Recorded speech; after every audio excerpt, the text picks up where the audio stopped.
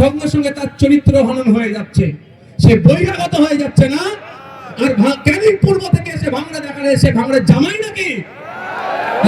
আপনি ভোট দিলে হবে না, আপনাদেরকে দায়িত্ব নিতে হবে। আমার যারা তৃণমূল করে, যে ভাইরা তৃণমূল করে, তাদেরকেও বোঝাতে হবে, ভাই তুমি তৃণমূল করছো, যা করছো করো, ভাইজানকে আমাদের বিধানসভায় পাঠাতে হবে।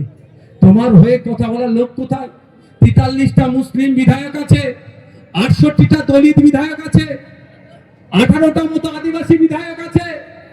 অন্যায় তারা কেউ মুখ খোলার সাহস পায় না। ভাঙড়ের বিধায়কই মুখ খোলে।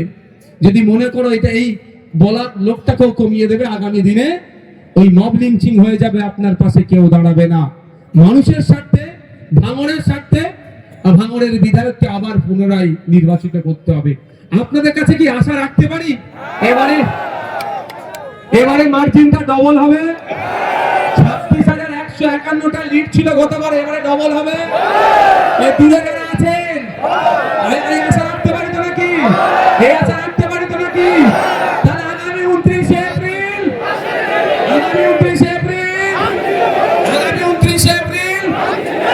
শেষ করবে একটা কথা বলে, আবারও বলছি, যদি ভালো না লাগে আমাকে ভোট দেবেন না, ভোটের জন্য মারামারি করবেন না। 50 বছর, 30 বছর, 40 বছর একসাথে বসবাস করছেন, ভোটের জন্য মারামারি করবেন কেন? অনুরোধ এটাই। আর কেউ ক্যানিং থেকে, কেউ ফুলপ্রসিদ থেকে এসে মারামারি লাগিয়ে দিয়ে চলে গেল, ওই ফাঁদে পা দেবেন না। ভাঙড়ের মানুষ একসাথে থাকবেন। কদিন আগে একটি ছেলের ভিডিও ভাইরাল হয়েছে, ক্যানিং পূর্বে ভাঙড়ের একজনকে দাঁড় করিয়েছে তৃণমূল।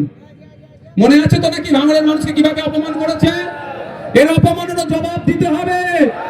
তৃণমূলের বন্ধুদেরকে বলবো, সত্যিকারের অর্থে যদি আপনি ভাঙড়ের বাসী হয়ে থাকেন, আপনারকেও কিন্তু অপমান করেছে, এটা মাথায় রাখুন।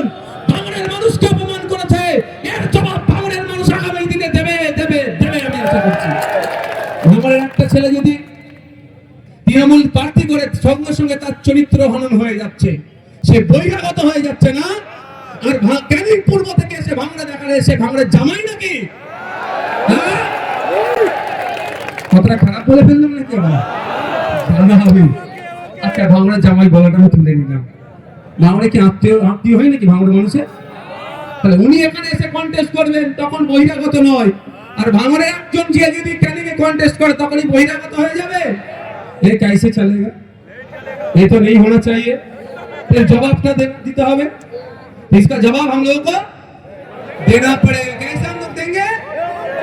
वोट से देंगे। और हथियार, बोमा, पिस्तौल कुछ नहीं चाहिए हम लोगों को।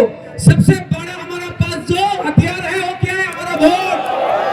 आर्टिकल 326 सबसे बड़ा हमारा हथियार है, कॉन्स्टिट्यूशनल पावर है, उसको हम सही से इस्तेमाल करेंगे। आने वाला